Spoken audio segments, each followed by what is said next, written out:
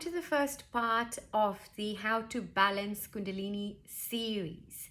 We've done an introduction on this, so if you could perhaps start with the introduction and then dive into the first part of the series. Now, we hear a lot about Kundalini these days. Kundalini was a guarded secret for centuries.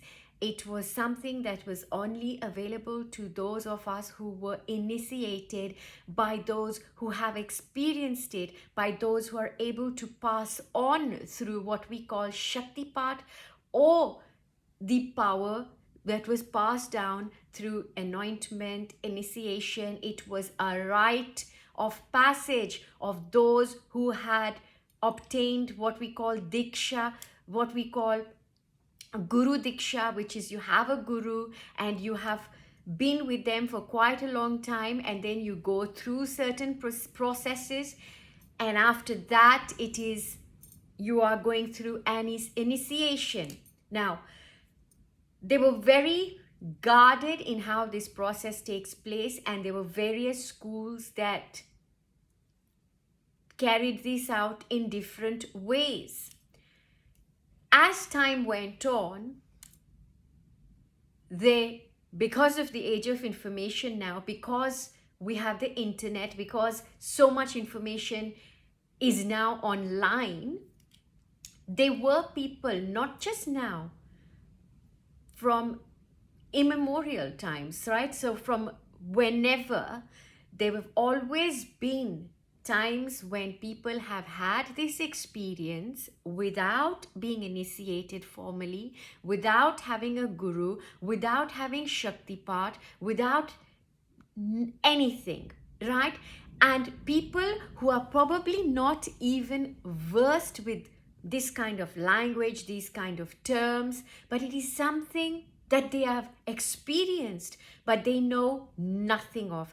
Then you may have people from different cultures. So there are people that we used to call the medicine men or the medicine women, the shamans, or we had yogis who had been performing penances for such a long time, or you just had normal people who might have either been experiencing this phenomena through meeting somebody else, through having their own traumatic experiences where either their nervous system was overloaded or it was something that they had gone and prepared themselves for, right?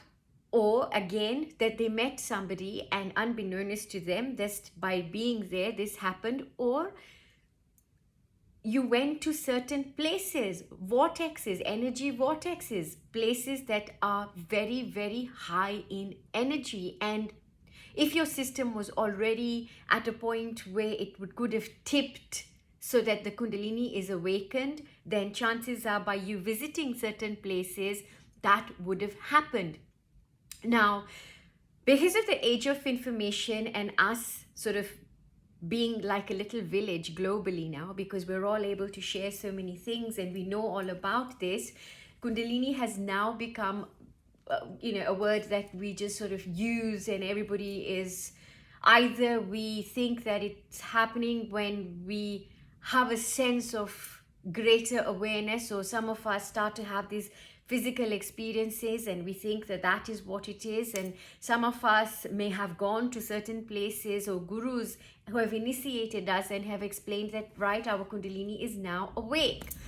Or we have been following certain processes and then we are experiencing a Kundalini awakening, but there is no information or know-how about how to deal with trying to balance it, because for some of us this may create imbalances, whether we are aware that this is what the energy is or we are not aware, right?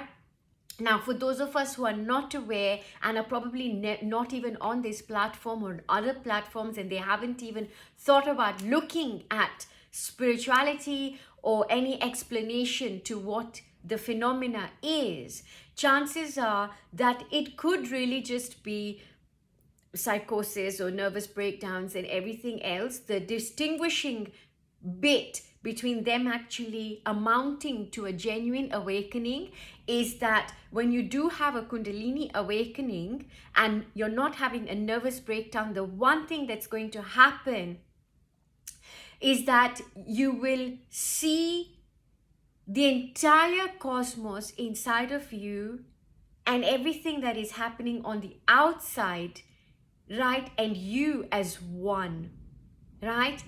Now, put quite simply, there will be a numbness that you also develop because everything suddenly makes sense and everything suddenly doesn't make any sense.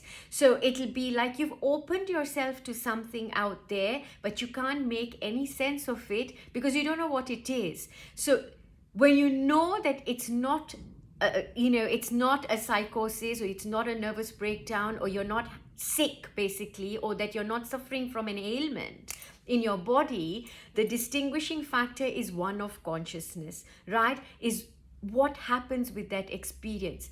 So it might end up, with you being on the bed, or you being really, really tired and exhausted and everything, but you're not going to remain like that forever, right?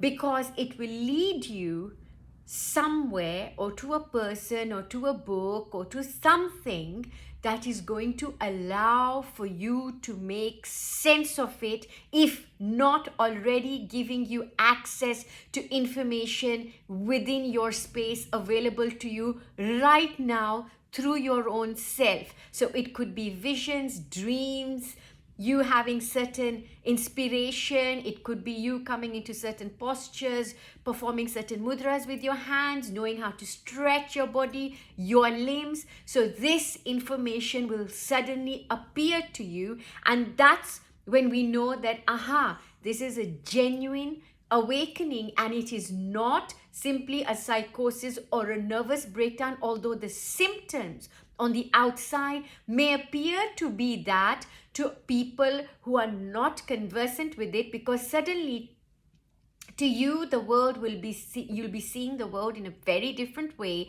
you'll be seeing people in a very different way, but you are not mad, right? Now, so it's like, if you're already seeing the world in that way, people who don't, they may seem very irrational to a person who does see the world in that whole way, right? So that doesn't make us, or make somebody who's got an actual genuine awakening as not quite there.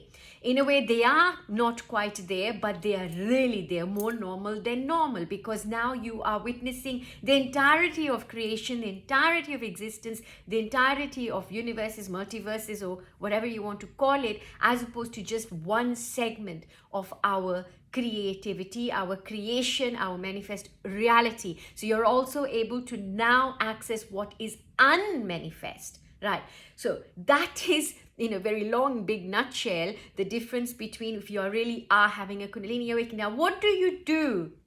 Either way, whether you've prepared for it or you haven't prepared for it, what do we do when clearly we're unable to live our life so that it's affecting our day-to-day activities? And are we going to automatically be taken care of in terms of food, clothing, and shelter?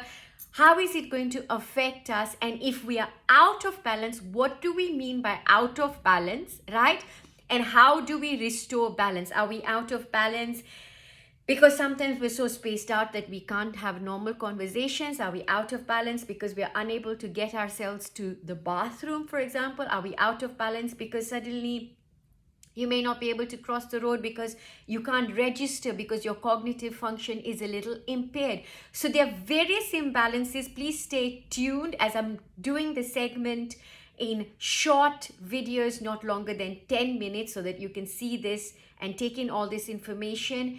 Stay tuned for part 2, and while we're doing this, please drop any comments and drop me any messages about any particular symptoms, including how you think you started your awakening, so that I can try to address this. Lots and lots of love. Take care and stay tuned.